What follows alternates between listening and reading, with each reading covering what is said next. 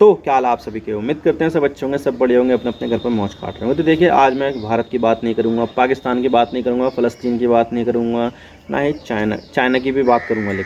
लेकिन मैं यहाँ पर जो ख़ास तौर से बात करूंगा वो नेपाल की बात करूंगा। नेपाल एक ऐसा देश है जिसका जो भारत के साथ जो संबंध है वो ना सिर्फ गवर्नमेंट के लेवल पर बढ़िया है, जबकि यहाँ पर जो लोग हैं उनके साथ भी बहुत ही अच्छे रिलेशन है, यानी कि पीपल टू पीपल जो कनेक्शन है वो बहुत ज़्यादा बढ़िया है। और इसी चीज़ को देखते हुए यहाँ पर ये बोला जाता है कि भारत का संबंध ऐसा है जैसे कि रोटी बेटी का संबंध, क्योंकि यहाँ पर अक्सर नेपाल के लोगों की शादी भारत में होती है तो भारत के लोगों की शादी नेपाल में हो जाती है। और यहाँ पर कोई वीज़ा का सिस्टम भी नहीं है, यानी कि अगर आप यहाँ पर इंडिया की कोई आईडी आपके पास है, लीगल आईडी है, तो आप यहाँ पर नेपाल में लीगली एंटर कर सकते हो। यहाँ पर आपको कोई वीज़ा लेने की ज़रूरत नहीं है, आपको यहाँ पर बस अपनी आईडी कार्ड दिखानी है और आपको यहाँ पर बॉर्डर पास करा दिया जाएगा। और यहाँ पर जो नेपाल है वो काफ़ी ज़्यादा खूबसूरत जगह है, और यहाँ पर ये जो नेपाल है वो टूरिज़्म के ऊपर काफ़ी ज़्यादा रिलाई भी करता है। आपको तो पता ही है कि जो दुनिया की जो सबसे बड़ा माउंटेन है यानी कि माउंट एवरेस्ट वो नेपाल में पड़ता है। तो इसी तरह से जो नेपाल है वहाँ पर दुनिया के कुछ चुनिंदा सबसे बड़े माउंटेन्स भी पाए जाते हैं, जैसे कि कंचनजंगा वो भी वहीं पर ही स्थित है, और भी बहुत सारे जो दूसरे पहाड़ है वो आपको नेपाल में मिल जाएंगे, बहुत ही ऊंचे ऊंचे पहाड़ मिलेंगे। और यहाँ पर जो टूरिज़्म इंडस्ट्री है उसको यहाँ पर बूस्ट करने के लिए बेहतर तरीके से जो ट्रांसपोर्टेशन सिस्टम है वो भी होना चाहिए, और ख़ास करके जो एयर ट्रैवल है वो बढ़िया होना चाहिए। और इसी चीज़ को देखते हुए यहाँ पर काठमांडू में तो है एक इंटरनेशनल एयरपोर्ट, लेकिन यहाँ पर एक पोखरा जो नेपाल का एक काफ़ी फेमस शहर है, वहाँ पर कई सारे मंदिर भी है, कोई बहुत सारे टूरिस्ट स्पॉट भी है। तो पोखरा में एक इंटरनेशनल एयरपोर्ट बनकर तैयार हो गया, वो चालू भी हो गया, लेकिन 6 महीने हो गए हैं, लेकिन कोई भी इंटरनेशनल फ़्लाइट अभी भी वहाँ पर लैंड कर नहीं पाई है। तो आज इसके बारे में पूरी डिटेल के साथ बात करते हैं कि नेपाल का जो पोखरा एयरपोर्ट है उसका चाइना से क्या कनेक्शन है, और ये जो पोखरा एयरपोर्ट है वो पाकिस्तान का ग्वादर पोर्ट कैसा बन गया है। क्योंकि देखा जाए तो पाकिस्तान का जो ग्वादर पोर्ट है वो बन तो गया है, लेकिन उसका इस्तेमाल कौन कर रहा है? पाकिस्तान खुद नहीं इस्तेमाल कर रहा है। तो यहाँ पर जो चाइना है वो कहाँ से क्या खाक इस्तेमाल कर लेगा। तो आज इसके बारे में पूरी डिटेल के साथ बात करते हैं कि किस तरह से जो नेपाल का पोखरा इंटरनेशनल एयरपोर्ट है उसको चाइना ने बर्बाद कर दिया, चाइना की डेट ट्रैप में फंस गया और ये ग्वादर बन गया नेपाल का। तो चलिए शुरुआत करते हैं। तो सबसे पहले हम यहाँ पर बात कर लेते हैं जो ग्वादर पोर्ट है उसके बारे में बात कर लेते हैं, क्योंकि वो भी क्लियर कर देते हैं तस्वीर। क्योंकि देखिए, जैसे कि आपको पता है कि यहाँ पर BRI के अंडर में जो चाइना है वो कई सारे देशों में काफ़ी ज़्यादा इन्वेस्टमेंट कर रहा है, ख़ास करके पाकिस्तान में, क्योंकि यहाँ पर जो पाकिस्तान है उसकी कनेक्टिविटी यहाँ पर चाइना के साथ सीधे तौर पर जुड़ गई है। हालांकि देखा जाए तो भारत इसमें शामिल नहीं है BRI में, क्योंकि यहाँ पर जो BRI का जो रास्ता जुड़ता है पाकिस्तान और चाइना के बीच में वो पाकिस्तान ऑक्यूपाइड कश्मीर से होकर गुजरता है, जो पूरी तरह से इलीगल है। तो भारत की नज़र में ये इलीगल है, तो इस वजह से भारत जो BRI प्रोजेक्ट है इसमें जुड़ा नहीं है। और जो चाइना और पाकिस्तान का जो कॉरिडोर है इसको यहाँ पर CPEC बोलते हैं, चाइना पाकिस्तान इकोनॉमिक कॉरिडोर। और उसमें जो सबसे मेन जो जगह है वो होती है ग्वादर में यहाँ पर काफ़ी बड़ा एक सी पोर्ट बनाया गया था, ताकि यहाँ पर चाइना अपना माल पाकिस्तान ऑक्यूपाइड कश्मीर के रास्ते होते हुए फिर लेकर आए वो पंजाब, बलूचिस्तान, और फिर वहाँ पर ग्वादर पे उतार दे, और ग्वादर के ज़रिए शिप के ज़रिए यहाँ पर वो यूरोप में, मिडिल ईस्ट में, अफ्रीका में पहुँचा दे। तो ये चीज़ थी प्लानिंग में। लेकिन यहाँ पर जो पाकिस्तान है उसने यहाँ पर इस चीज़ के लिए काफ़ी ज़्यादा कर्जा ले लिया, और यहाँ पर ये बताया जाता है कि चाइना ने पाकिस्तान को अपने डेट ट्रैप में फंसा लिया। और इसी चीज़ को देखते हुए यहाँ पर पाकिस्तान की जो इकोनॉमिक हालत है वो तो आपको पता ही है कितनी ज़्यादा बर्बाद हो चुकी है। यहाँ पर लोगों के बीच में खाने पीने की बहुत ज़्यादा दिक्कतें हैं, खाना सही से मिल ना रही है, बिजली पानी की बहुत ज़्यादा दिक्कतें हैं। और यहाँ पर जो पाकिस्तान है वो उसने इम्पोर्ट भी बंद कर दिए हैं। तो आप देख सकते हैं कि $1-1 बिलियन के लिए यहाँ पर वो बार बार IMF, वर्ल्ड बैंक या फिर चाइना, मिडिल ईस्ट के देश में जाकर मांगता है कि भाई हमें उधार दे दो, हमारी जो फाइनेंशियल कंडीशन है वो पूरी तरह से बर्बाद हो गई है। तो इस तरह से यहाँ पर जो चाइना का जो डेट ट्रैप है उसमें पाकिस्तान फंस गया, और यहाँ पर अभी तक भी निकल नहीं पाया, और कब निकलेगा कुछ नहीं पता है। ठीक इसी तरह से बात की जा रही है कि जो नेपाल का जो पोखरा एयरपोर्ट है वो भी यहाँ पर पूरी तरह से फेल कर गया है। मैं आपको इसकी लोकेशन दिखा देता हूँ कि इसकी जो लोकेशन है वो मैप पे कहाँ पर है।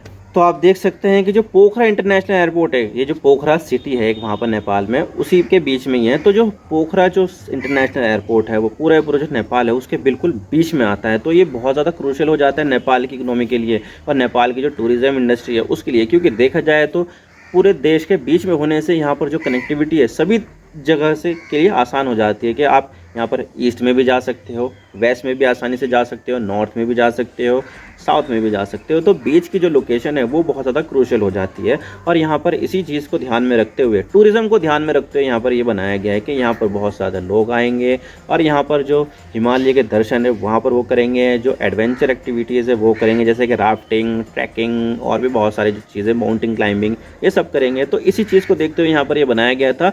और ये जो है चीज़ जो बनाई गई है एयरपोर्ट, ये बेल्ट एंड रोड इनिशिएटिव के ज़रिए नहीं बनाई गई है। मैं आपको ये क्लियर कर देता हूँ। खुद यहाँ पर नेपाल की सरकार ने भी मना किया है और जो चाइना की जो सरकार है उसने भी मना किया है। तो यहाँ पर ये जो एयरपोर्ट बनाया गया है वो प्राइवेटली बिल्ड किया गया है, ना कि किसी प्रोजेक्ट के अंडर में। लेकिन इसके लिए जो लोन दिया गया है ना, वो चाइना की तरफ से ही दिया गया है। तो यहाँ पर चाइना ने BRI के प्रोजेक्ट में तो नहीं लिया इसको, लेकिन जो दूसरी तरीके से थे, यानी कि इनडायरेक्ट तरीके से, उसके ज़रिए यहाँ पर इसको फाइनेंस किया है। तो इसका जो उद्घाटन था वो 2023 की शुरुआत में हुआ था, लेकिन 6 महीने बीत गए हैं, अभी तक भी कोई भी इंटरनेशनल फ़्लाइट यहाँ से शुरू नहीं हुई है। इवन यहाँ पर इंडिया जो काफ़ी ज़्यादा करीब है, वहाँ से भी कोई भी इंटरनेशनल फ़्लाइट अभी तक भी शुरू नहीं की गई है। एक फ़्लाइट आई थी, लेकिन वो चाइनीज़ एथलीट की थी, यानी कि प्लेयर्स की थी, जो यहाँ पर नेपाल में खेलने के लिए गए थे, और वो भी एक चार्टर्ड थी, यानी कि कोई रेगुलर फ़्लाइट नहीं थी, चार्टर्ड थी, यानी कि पैसा दो, अपनी फ़्लाइट बुक करो, ले जाओ वहाँ पर। तो इस तरह की फ़्लाइट थी, कोई रेगुलर फ़्लाइट नहीं थी। तो ये सिर्फ एक ही फ़्लाइट उतरी है, उसके बाद से कोई भी फ़्लाइट यहाँ पर नहीं उतरी है। तो यहाँ पर ये जो सूखा है वो इसी चीज़ के लिए दर्शा रहा है कि भाई जो पोखरा इंटरनेशनल एयरपोर्ट है वो पूरी तरह से बर्बाद एयरपोर्ट है। भाई जो इतना जो टूरिज़्म है वो डोमेस्टिक टूरिज़्म से तो आएगा नहीं, क्योंकि वहाँ पर अगर देखा जाए तो जो पर कैपिटा इनकम है नेपाल की, वो भारत से भी कम है। तो यहाँ पर उनकी इनकम इतनी नहीं है जिससे वो जो एयर ट्रैवल है वो अफोर्ड करे। अभी भी यहाँ पर जो लोग हैं वो बस से, जीप वगैरह से ज़्यादा ट्रैवल करना पसंद करते हैं, और जो एयर ट्रैवल है उनके लिए अभी भी काफ़ी ज़्यादा कॉस्टली चीज़ है। तो यहाँ पर जो एयर ट्रैवल है वो डोमेस्टिक टूरिज़्म अभी इतना ज़्यादा सपोर्ट नहीं करते। तो इसी वजह से जो सिविल एविएशन इंडस्ट्री है नेपाल की, वो अभी तक भी थ्राइव नहीं कर पाई है। वैसे देखा जाए तो इस एयरपोर्ट की जो बनाने की जो शुरुआत है और प्लानिंग है वो 1976 से की गई थी, लेकिन वहाँ पर तब नेपाल में राजशाही होती थी और वहाँ पर माओवादी जो इंसर्जेंसी है, जो वायलेंस है, वो भी काफ़ी ज़्यादा होता था। तो तब वहाँ पर इतना ज़्यादा कुछ खास हुआ नहीं है एयरपोर्ट के मामले में।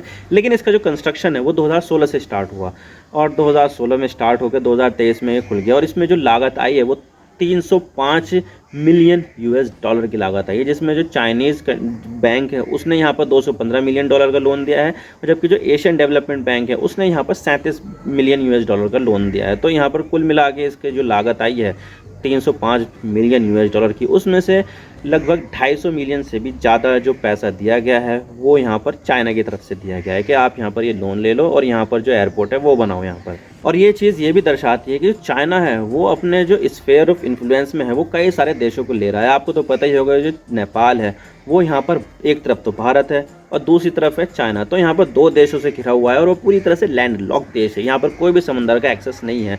तो यहाँ पर भारत भी ये चाहता है कि जो नेपाल है वो उसके इन्फ्लुएंस में रहे, लेकिन चाइना है वहाँ पर वो यहाँ पर अपनी इन्वेस्टमेंट का जो तरीका है उससे यहाँ पर उसकी जो इन्फ्लुएंस है वो करता है कि भाई यहाँ पर जो नेपाल है वो हमारे इन्फ्लुएंस में रहे। तो यहाँ पर ये चक्कर है, और यहाँ पर इसी चीज़ को देखते हुए जो कई सारे जो PM है वो भारत के खिलाफ भी बयान दे देते हैं, जैसे कि KP शर्मा ओली। उन्होंने तो यहाँ तक कह दिया था कि धारचूला कुछ काला पानी करके जो एरिया है जो इंडिया का आता है, तो उसको यहाँ पे बता दिया कि भाई ये नेपाल का पार्ट है। और ये जो बोला जा रहा था वो किसके इशारे पे बोला जा रहा था, वो चाइना के इशारे पे बोला जा रहा था कि आप ऐसे ऐसे करो, अपने मैप में दिखाओ और यहाँ पर भारत के ऊपर दबाव बनाने की कोशिश करो। तो भारत ने भी यहाँ पर सीधा सीधा कह दिया कि भाई ये भारत का इलाका है और भारत का ये नक्शे में है, ये नेपाल का कोई इलाका नहीं है। तो इस तरह से जो चाइना है वो यहाँ पर नेपाल को काफ़ी ज़्यादा इन्फ्लुएंस करता है अपने इन्वेस्टमेंट के ज़रिए, लोन के ज़रिए भी। तो ये इसकी पुरानी टैक्टिक रहती है। लेकिन इसी चीज़ को देखते हुए यहाँ पर ये भी देखा जाता है कि ये पैसा तो देते हैं चाइना वाले, लेकिन यहाँ पर इसको डेट ट्रैप में फंसा देते हैं, जिस तरह से श्रीलंका के साथ किया गया था। श्रीलंका को यहाँ पर चाइना ने बहुत ज़्यादा लोन दिया था, लेकिन वो जो श्रीलंका है वो उसको चुका नहीं पाया, और उसमें जो कोविड थी उसने यहाँ पर पूरी श्रीलंका की इकोनॉमी को बर्बाद कर दिया, जिससे वो और भी ज़्यादा चुका नहीं पाया। तो इस वजह से जो श्रीलंका है उसने अपना जो हम्बनटोटा बंदरगाह था वो चाइना को 99 साल की लीज पर दे दिया कि अब यहाँ पर ये आप ले लो, हम यहाँ पर आपका जो लोन है वो चुका नहीं पाएंगे। तो इस तरह से यहाँ पर जो चाइना है वो करता है दूसरे देशों के साथ, यहाँ पर इन्वेस्टमेंट के बदले वहाँ की जो चीज़ है, जो इंफ्रास्ट्रक्चर है, उस पर कब्जा कर लेता है। ठीक इसी तरह से यहाँ पर अगर वो नेपाल भी लोन नहीं चुका पाएगा तो यहाँ पर जो पोखरा इंटरनेशनल एयरपोर्ट है इस पर भी यहाँ पर हो सकता है आने वाले समय में चाइना कब्जा कर ले। और इसके बारे में ये भी कहा जाता है कि जहाँ पर जिस देश में भी चाइना इन्वेस्टमेंट करता है तो वहाँ पर जो भी इंफ्रास्ट्रक्चर किए जाते हैं ना, उसकी क्वालिटी बहुत ही थर्ड क्लास की होती है। यहाँ पर कोई इंटरनेशनल स्टैंडर्ड्स को फॉलो नहीं किया जाता है, बस यहाँ पर वो बस जैसे तैसे करके मर्जी चाहे वो मटेरियल लगा देते हैं। तो इस वजह से यहाँ पर जो क्वालिटी देखी जाती है वो बहुत ज़्यादा पुअर देखी जाती है। और वैसे भी चाइना वैसे भी बदनाम है कि उनकी क्वालिटी बहुत ही ज़्यादा घटिया रहती है।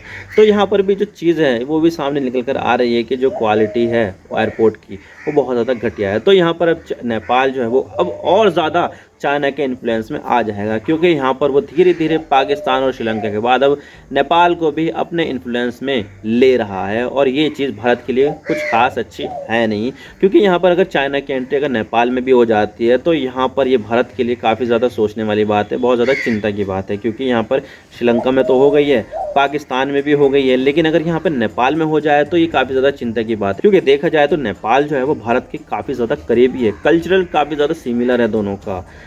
लेकिन अगर यहाँ पर वो इस तरह से नेपाल को अपने कब्जे में ले लेगा, नेपाल को अपने इन्फ्लुएंस में ले लेगा, तो यहाँ पर ये देखा जा रहेगा कि भाई यहाँ पर जो भारत है उसके हाथ से अपने ही कल्चर वाला एक और देश हाथ से निकल गया, और ये भारत के लिए काफ़ी बड़ी हार होगी। तो भारत को इस बारे में सोचना चाहिए और ये जो चीज़ है उसको काफ़ी अच्छे तरीके से एग्जामाइन करना चाहिए और एक नीति बनानी चाहिए कि भाई यहाँ पर अगर हमको नेपाल में अपना इन्फ्लुएंस कायम करना है तो हमें ये एक्शन लेने पड़ेंगे।